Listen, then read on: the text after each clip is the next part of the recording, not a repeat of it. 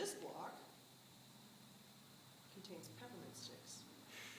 And it also contains calcium, phosphorus, salt, sodium chloride, iron, zinc, magnesium, manganese, copper, cobalt, selenium, 20 parts per million, iodine, and fluorine. So again, I'm a little bit hesitant to recommend that someone buy a block that's peppermint flavored like this, particularly if it contains something that might have a toxicity associated with it. So this is something that, on the one hand, there's a lot of people that buy these too, and most people don't have a problem, but this is a really good example of why you should read labels. Make sense? Questions about that? About the salt, Yeah. I get the kind of lemon, big, whatever they're called, expensive.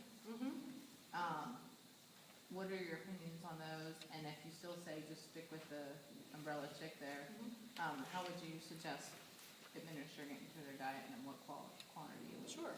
Well, the quantity depends on what the horse is doing. I'll get to the first question. The first question is there any benefit to using, and I'm sure everyone has seen it and thought about buying it, the Himalayan rock salt? The big, that has the rope through it. Yep, the big chunks of it. You can buy it in all kinds of different permutations. They sell it, someone sent me something in the mail the other day that had not only licks for livestock, but lamps Yes, I've and seen shot glasses Yeah. made out of this salt. So it's a market with a lot of facets to it. But as far as what you're looking to get out of it, sodium chloride is really the only thing you're looking to get out of it. And in my mind and in what I've heard, I haven't found any compelling evidence that that's superior to just plain old. It's just plain old the, white salt. I think it's the easiness of just tying it to a board and knowing that it's accessible to them when they feel they need it. But, and there's no harm from it, right? 'Cause they've got it. Presumably no. But there's a lot of unmeasurables in there. So they typically don't come with any kind of analysis. So while we think the bulk of it is sodium chloride, there's Yeah. also a lot of other trace stuff in there that Yeah. doesn't have an analysis that goes with it. So while yes, it's probably safe, there's also a little bit of a question mark. You don't know exactly what's in it. And then the ones that have the apple ones. Any opinion on those? They're like an apple with a The little bit of Lickets? lick in it. Yeah, those are mostly sugar. Okay. Those are mostly sugar. So if it's a horse that should have the amount of non-structural carbohydrate, it's diet limited for whatever reason, it's insulin resistant, it has PSSM, it's overweight, probably should avoid those too. That's another thing that horses can actually consume in a rapid fashion. They tend to not savor them like we expect. How about salt blocks? Are these just salt? Sure. Well, like these, it depends on what you get. So at the same TSC that I went to, there was a block that looked just like this that was white, that was just sodium chloride. So yeah, they sell them. You can get them. You can also use loose salt. You can, and the nice thing about loose salt is it can be offered easily in a pan that horses can have free access to, or it can be top dressed on feed very easily. You can use it both ways.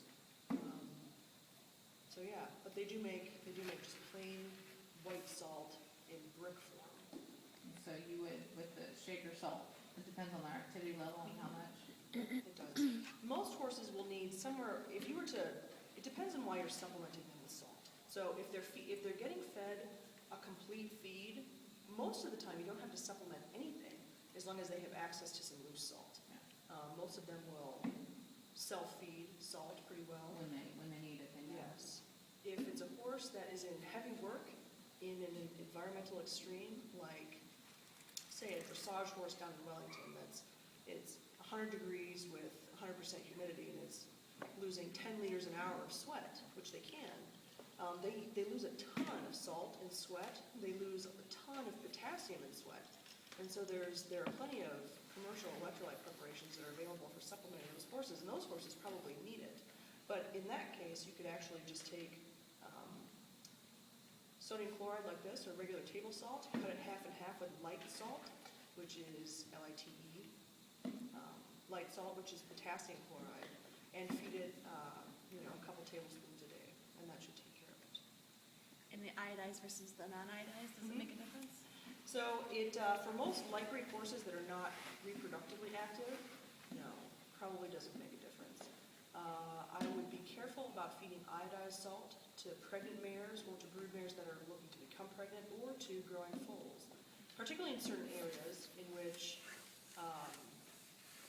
that are, say, well, most of the time, we don't have a problem with this in central Ohio or in the Midwest, but if you lived in the Pacific Northwest or in Western Canada, where foals are often born to goitrous dams,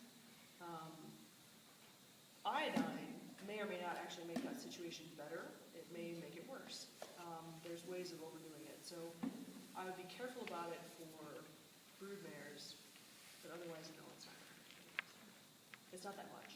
So it's not like there are certain supplements that contain, if you're reading the labels, like we were just doing, and it says something about kelp or sea kelp or, oh, what do they call it in sushi restaurants? Unagi, or is that eel? Anyways, Unagi's eel. that's I like that. eel wrap. It contains a lot of iodine in it. So we actively recommend that those kinds of supplements not be fed to brood mares. Other than that, the rules are pretty lax. And then just for Joe Schmo, Pleasure Pony, with regard to selenium, you can do, a table salt and reference the feed you're feeding. If that doesn't contain selenium, Yep. then should you address that or combine just a little bit? If there's no selenium in the feed that you're feeding, you probably should. You probably should. Again, it could be as simple as getting a salt block that contains selenium, although the volume or the amount that they consume on a daily basis is not controlled in this way, especially if they're allowed to self-medicate, if you will. You can also find loose salts, just like that. So, again, 1 milligram a day, not a mg per kg, milligram per horse. It's a very small amount. Any questions about that? Can you comment on the calcium and phosphorus ratio in the mineral block? Can we comment on the ratio? You bet.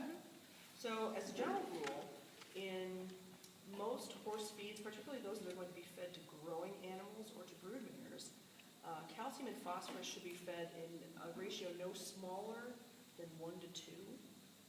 So 2 parts phosphorus to 1 part calcium. When you get to any lower than that, you start to run into the risk of certain kinds of metabolic bone disease or nutritional osteodystrophy. So on this one, we have calcium. We'll go with they do that very fun nebulous thing where they say, this is the maximum it could be, and this is the minimum it could be. And so it depends on what the consequences of your measurement are. If the worst case scenario is it's going to be too low, I would look at that number. If the worst case scenario is it's going to be too high, say you have a horse with kidney disease, you want to limit their calcium, look at the high number. But calcium minimum is 0.46%. Phosphorus minimum, 0.5%. So it's 1 to 1. That's okay. That's okay. Ideally, it's somewhere around 1 to 2, but if it was 1 to 4 or 1 to 6 or 1 to 8, we'd have some concerns. This nutritional osteodystrophy, when we used to see this in horses, we don't see it very often anymore, but we see it in horses that are fed under certain conditions. We used to see this in draft horses, and I say we, indicating I've only seen one case. It used to be reasonably common, and they used to call it Brand disease or Miller's disease, because horses were fed essentially the chaff from the top of the milling industry, which was bran, which is really high in phosphorus and really low in calcium. And so horses developed, essentially, the bony part of their bones is replaced with fibrous tissue or scar tissue, and they develop these big proliferations, primarily in their face is where people will see it. The first clinical sign that people will see is that you'll start to hear respiratory stutter or snoring as their nasal passages get smushed. We don't see it very often anymore because we're on to this calcium phosphorus thing, but you might find situations in which you'll see it.